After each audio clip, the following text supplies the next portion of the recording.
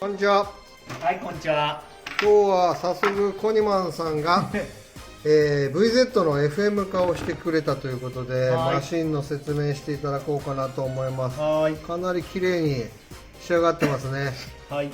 FM 化にするにあたってうん。いろいろいじったと思うんですけど、うんどういうとこいじった感じですかね。そうですね。とりあえず FM 化をするに至って、まず電池を逆にしないといけない、そうですねっていうことと、まあ前後ユニットが逆になるんで、うんその取り付け位置だったりだとか、はい。そういうところですかね、工夫したのは。あとはあれだもんね、アンカーとかあとフロント周りの部分も、まあはい今まで新しいシャーシーだからちょっと今までのポン付けで変えるっていうわけにもいかないからあ、そこのそうですね。加工もあるよね。はい。じゃあそこちょっと見せてもらっていいですか。あフロント周りからじゃフロント周りから。あ。はい。とりあえず、そんなに作る時間なかったんで、以前使ってた FMA に使ってたその前後ユニットをそのまユニットねま、はい、そのまま使ってる状態なんですよ。うん。で、特に、まあ、フロントは、そんな、これが元々の取り付け位置なんですけど、シャーシ側の。はいはい。それに対して同じそのユニットをただ使ったって、うんプラスアルファ、別で、うんまあ、FRP でもカーボンでも何でもいいんですけど、こういう補強をただ入れたっていううん。だけそれ元々のシャーシーに穴ついてないからそれ新しくあ、ここですか、うんここは元々の穴使ってますね、シャーシの。もともとはい長穴みたいなそう、長穴のど真ん中をただやってるだけあーなるほどです。でなるほど、まあ、一番こっち側ですね、うん基本的には。うんに合わせてやって、で、裏で、モーターの下っていうんですか、そこのところで、いや、ナットなんですけど、うんそこをもうビチビチにナットにしてやらないと、あーぶつかりますね。やっぱりね。はい、ぶつかるんで、本当にビチビチにしないとダメですね。はいはい。はい。フロントはそんな感じ。フロントはそんな感じ。あとなんかあれだよね、効果的にはい。偶然なったのか知らないけど、あー、フロントのここですね。ここのどう見たらいいんだ、こうだね。こうだね、うんここのここですね、そこ映ってますうんあ映ってるね。うんあこ綺麗だねこがここがこうぶつかることによってそうこれが全くスーパー全く動かない。全く動かなくなったっていうことだよね。アッパースラスト要はアッパーにっていうんですか全くならない。これが全く動かないですね。これすごいドンピシャだよな。そう初め見た時ちょっと分かんないぐらい初めからそういうものなのかっていうぐらいうんうんうんうん。ちょうどシャーシ側も今動いてるから何もやってないですね、うんこれはね。これだったらねいつでも作れるよね。いつでも作れますね。フロントはこんな感じ。はただリアセクションはいで、リアは一応今流行りの、うんまあ、アンカーっていう一軸ね形の一軸アンカーって感じなんですけど、とりあえず自分のまあ作ったその機構のアンカーのこの位置ですか、でまあ皆さんそれぞれ作る位置全然違うと思うんですけど、まあ好きなところでまずとりあえずシャーシをカットしてもらう。うんでカットしてもらって、じゃあ一軸の軸どうやってするのって考えた時に裏見てもらうと分かるんですけど、これあれなの、元穴の先端のやつは全部ない状態、元のシャーシーの。この穴ですか？いやここの穴、これってもともとシャーシーの穴。これもともとシャーシの穴。あ、シャーシーのシャ穴ね。ーシの穴、シャーシの穴。うんで、まあ、シャーシがぐーってこの辺ぐらいまでこうやってうんなんか三角形に伸びてると思うんですけど、まあ僕はまあこの辺のあたりで切ってで土台もそれに合わせてこう切ったっていう形で、綺麗になってるね。はい。で、これを切らないで、まあ、ここをこうやって、このソリッドっていうんですか、溝をこうやって掘って、ここも FRP とか土台にしてもよかったんですけど、うんそうなるとシャーシをここも削らないといけないんですよ。ああ、そうなったらフロントの前だね。そうしたらもううこことここしかシャーシの骨が残らないで、強度的にまずいなっていうことで、僕はシャーシに一軸の穴をアンカーの穴をアンカーの穴を開けて、まあ適当にまあナット、まあここにFRP をこういう FRP とかカーボンをこういう風にはめ込んで、まあ瞬着かなんかで固定しちゃって、でそれで穴開けてもいいと思うんです。その方が多分強度はあるかもと思いますね。なるほどここになんか骨入れてあげた方が。うんうんでシャーシでそのまんま持ち上げて、まあこの軸、センターの軸が動かないようになんかやってあげたっていう感じですかね。これですね。そこの奥でね、ちょっと暗いから分かりづらいけど、この奥でね。これが。そうコニマンはね、こう厚みを出して、アンカーのやつ厚みを出して、そうですね。横にこうあんまりずれないように。横に、まあこの後ろはこれだもんね。後ろはまあそうですね。まあもうちょっとクリアランスを煮詰めればこの動きとかも制御できると思うんですけど、結構これぐらい動いてあげた方がこれぐらい動いてあげた方の方がすごいスムーズに動くんですよ、基本的に。そこをカチカチにする必要あんまりなかったりするもんね。そうなんですね。であとは、まあ、当たり前ですけどモーター逆転させるための電池を逆につける感じだもんね。そこに対しての注意ポイントがあるか。そうですね。じゃあバラしてみますか。ちょっとバラす。はい。よく1日で作ったね。1日で作りましたね。いや割となんか最近自粛モードが激しいんで、だからそう時間はあったんで、なんか久々のシャージだしっていうことでなんか考えてたら面白くてつい夢中になって全部バラした方がいいんですかね。電池外してくれれば、で基本的には電池の中のシャーシ側っていう、その加工は正直一切してません。要は前側、普通でいう前側のカバーを削ったりもしてないってことですね。何にもシャーシの角削るだとか、してない。本来はこういう風に入る、これで晴天なんですよ。そうだよね。こういう入れ方で晴天、だけどこう入れないといけない、普通だったら多分ぶつかっちゃうよね。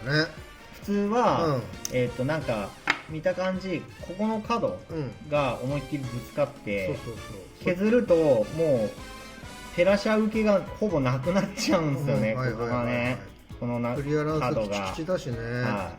ということでじゃあどうしたのかというと、さらに後ろ側だ。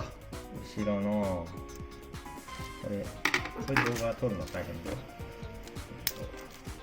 さらにばらして、で VZ ですか、これは結構駆動がいいっていうので駆動系も一切してないです、基本的には。さっき聞いたけど音静かだもんね。でまあさっき言ってたこれがそうですね、これがねフロントのね、もうここもう普通のナット締めでいいんで、ここ緩むってこと多分ほとんどないと思うんで、でもうつらつらぐらいにしてあげないと、そういう時にモーターぶつかって浮いちゃいますね。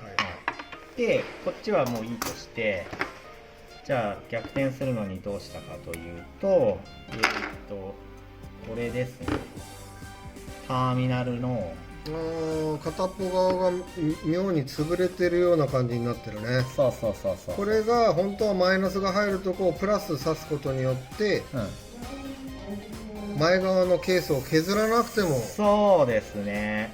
でここ本当はこういう状態なんですよ、こっち側も丸まんまなくなってる、丸まんまもうぶち抜いてなくなっちゃって、でターミナルを押し込んでぶっ潰したって感じです、中に。なるほどだから面で見てもらうと分かるんですけど、こういうこれだね、もう完璧に押し込んだ方はもう面になってるね。もう本当面ですね。こうしてやるとこの分の凹凸が思いっきりなくなるんで、これ分がちょうどプラスのここの端子なんですよ、当たると。これがなくなったっていう、それだけです。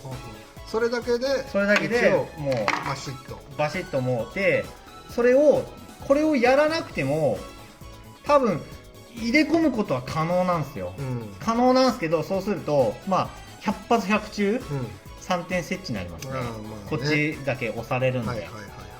で駆動もおかしくなりますね。駆動もマジでおかしくなりますね。で一番いいのは逆転させた時のこう電池をこう入れた時に両方ともこうやってくるくる動いてあげる状態、これがベストです。ガチガチに入れちゃうと動かないもんね。こっちはこうやって動くんですけど、こっち動かないってなるとこっちが浮きますね。僕の場合は浮きましたね。ここのタイヤだけが完全に浮きましたね。走らせてももうこっちでしかグリップしてないんで、なんか置いた瞬間いきなりなんかそっちに旋回みたいな、うんうんうんうんなんかそんな感じになったイメージですね。なるほど、はいじゃあ思ったよりもその加工はもう加工はしてないってことだね。ほぼほぼしてないっすね。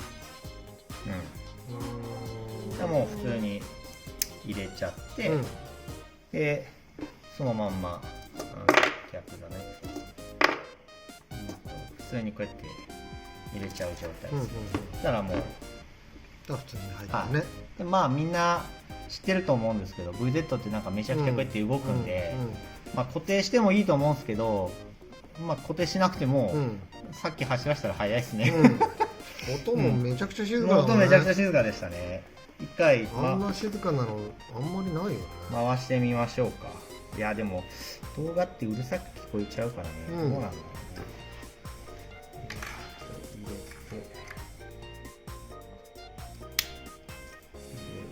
れてでこのネジまあ何でもいいと思うんですけど、映ってます？このネジ、ギアカバーのここに取り付けなんですよ。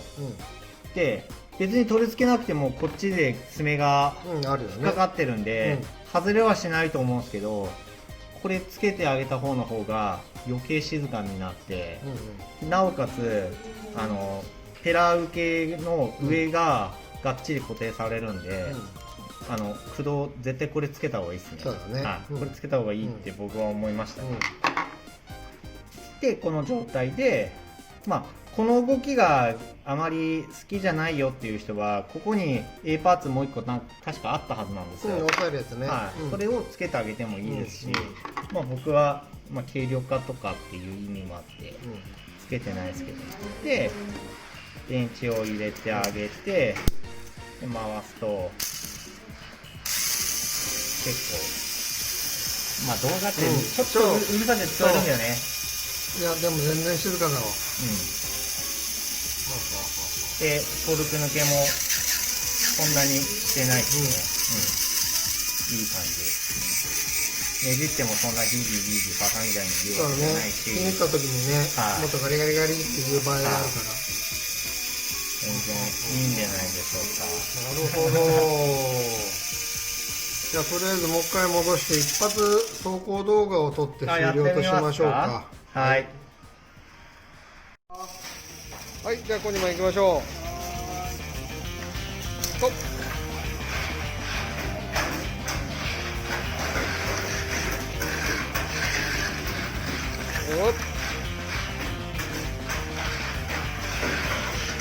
パンクが速いね。おい。はい、ゴー。揃ってます。はい、じゃあ走行させてもらいました。コニマン的には、この VZFM はどんな感じに感じましたか？やっぱり結構、肩軸っていうのもあるんですけど、そのブレーキっぽい柔らかさっていうか柔軟性を兼ね備えた、単純にくねくねになってるわけじゃなくて、ある程度腰はあるけどっていう感じ。そうですね、割となんか変な斜めな風に飛んでったとしても割となんか硬いシャーシよりかは入りやすいのかななんていう印象ですかね、走らせてて。とりあえずこれからじゃあもうちょっと煮詰めていくような感じですか？そうですね、ちょっと頑張ってみたいと思います。わかりました。今日は FM 化をしました VZ コニマンのマシンでした。ありがとうございます。どうもありがとうございます。